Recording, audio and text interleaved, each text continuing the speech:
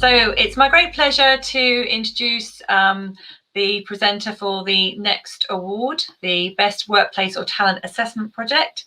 It's Patrick Craven, who's the Executive Director for Strategic Partnerships, Policy and Stakeholders at City & Guilds. So hello.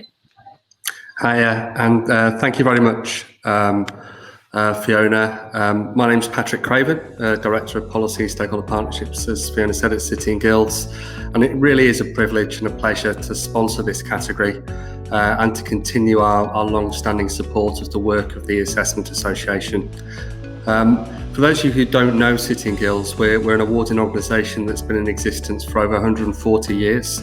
And we certificate millions of learners each year, both across the UK and globally. I think the importance of recognising workforce potential to identify new talent sources has quite simply been accelerated by the situation we've faced over the last 15 months. Now more than ever, employers must make even more effective use of their existing workforce and seek out and discover new sources of talent.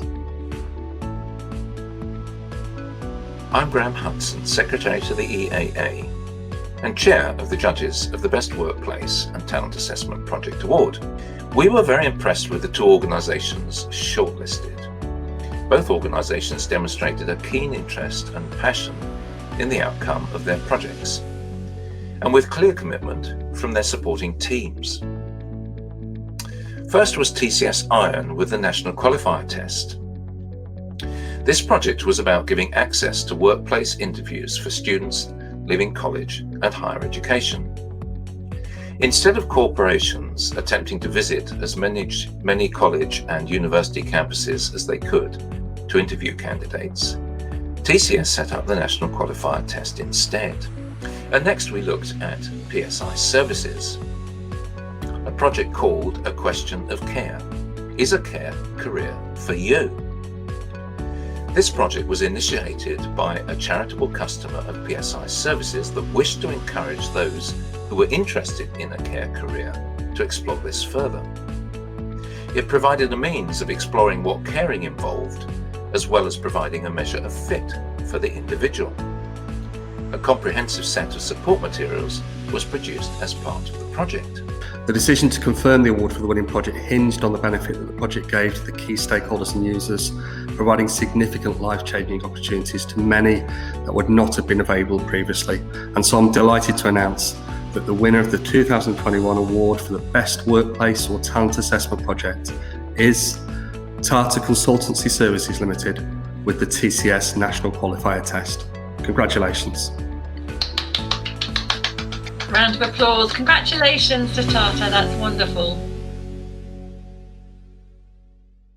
Now we have the chance to speak to our panel. So this is wonderful. Given improvements in technology for assessments, what shape should learning and assessment take in order to be more adaptable and relevant and support lifelong learning mindsets? Anyone like to start us off with? Well, if I could jump in here. So one, I think smaller, bite-sized learning and decision support systems, so people can work out which of the competencies they want to develop, which competencies they want endorsed by a credential, and then in the way of building these micro-credentials into a larger credential. So it's that's what I would like to I think one of the fundamental things that we have to get right is design a curriculum in such a way that it can support large programs, so it can support something which is delivered in 16 to 18-year-old compulsory education, but equally it can be disaggregated in ways that allow people at later stages of their lives to engage with relevant components and pick up, because the reality is that many people in their working life don't need to go back and do a 2-year full-time program of study, even if they had the luxury to be able to do so.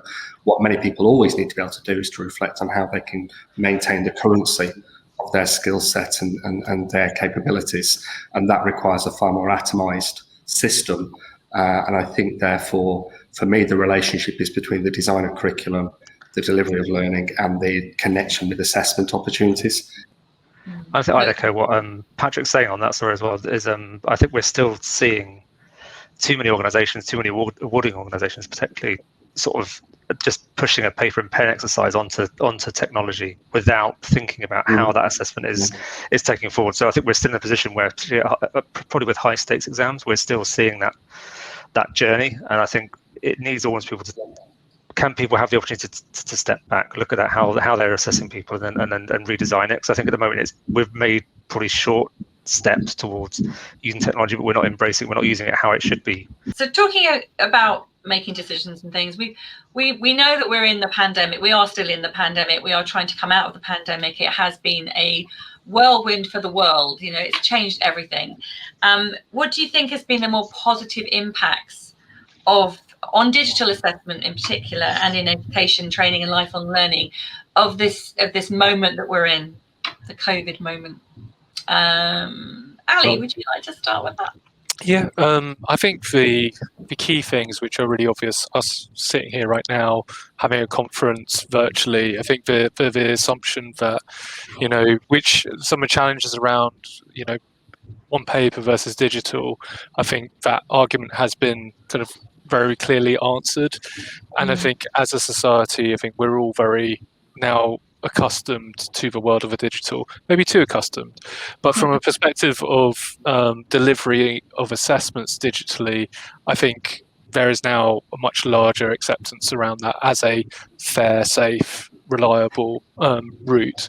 And I think that kind of shift in kind of mindset around technology, I think, is something which is palpable, and it's not just happening in one location, it's happening around the world. Everyone's experienced the same event at the same time. I just wanted to say, from a slightly different viewpoint, I'm a governor of a junior school, and we work very hard, the staff work very hard to ensure access for students.